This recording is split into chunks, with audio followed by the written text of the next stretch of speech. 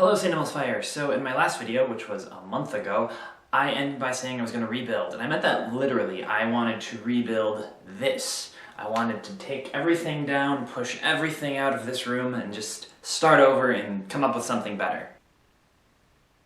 I didn't yet. So yeah, I haven't been really active in the whole video making thing lately, and I'm sorry about that. I have two main reasons. The first reason is that last week at work we had a very large conference. Over 8,000 people came, and there's a whole lot of things that happened. So basically the weeks leading up to that, we're just planning and setting up and tearing down other things so that we can set up other things. And then it happens, and there's a lot going on all at once. There's people everywhere. It's a lot of energy, and when I come home from that, it's just kind of like, I don't want to do more stuff.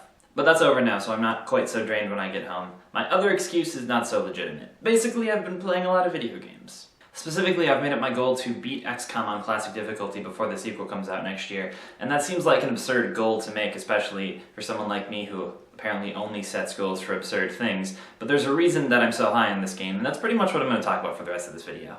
So the story of XCOM is pretty straightforward. Aliens are invading and you want them to not be invading anymore, so you send out these squads and they fight them, and it's a tactical combat engine, and on the surface it's a pretty straightforward game. Now, I'm already a big fan of tactical combat and base building, which are the two biggest mechanics in this game, but I really like the little details. For starters, XCOM features permadeath, which means if I send 6 soldiers in on a mission, 2 of them die on the field, they are now dead for the rest of the game. And yes, you can just reload another save and undo that whole thing, which is why they also have a feature called Iron Man mode, which is one save file. Everything auto-saves always. In XCOM Iron Man mode, if you screw up, those consequences are on you, and they are permanent. Fortunately, XCOM teaches you that lesson early, because at the beginning of the game's weakest enemies can still one-shot kill you.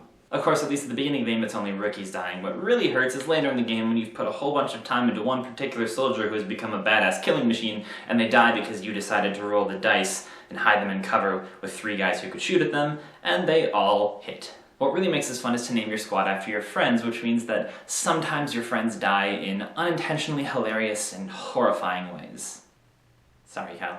And believe me, your soldier friends will die. This game is heartless. Another thing that I really appreciate about XCOM is that it doesn't up the difficulty by just throwing more enemies at you or giving them more hit points. A lot of games do that. You put them to a harder difficulty, and now the boss just has twice as many hit points. It doesn't actually make the game harder in a challenging way, it just means you're going to spend more time grinding away at it until you finally win. The difficulty progression in XCOM goes easy, normal, classic, impossible. Now in most games, normal would be the standard difficulty and everything else would be a variation of it. In XCOM, classic is actually the de facto standard. When you play normal difficulty, it actually cheats in your favor. It uses what they call shackled AI.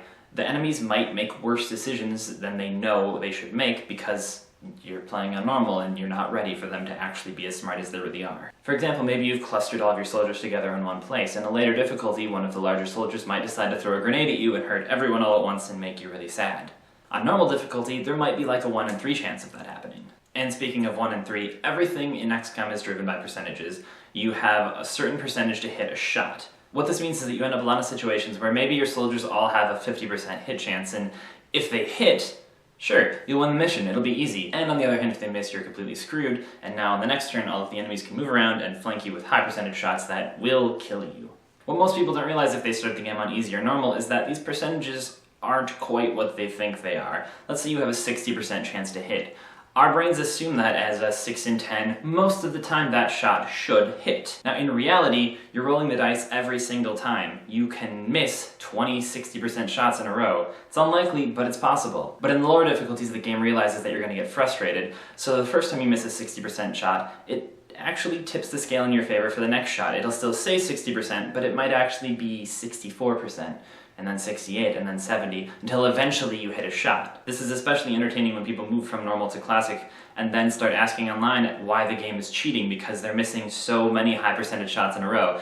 And then you have to tell them that actually the game just stopped cheating. So why am I trying so hard to beat this game on a higher difficulty when I've already beat it on a lower difficulty, and pretty much everything I've said has made it sound kind of awful? Well, that's the reason I've been playing it so much. XCOM is extremely rewarding when everything goes well. In XCOM, victories feel like victories more than any other game I've played. In XCOM, victories feel like victories more than any other game I've played, and maybe it's because I spend 3/4 of the mission going, oh god, oh no, why did I do that? Everything is ruined forever. But then somehow I managed to find a way to pull it out, and when you get those hard-earned victories, it's extremely rewarding.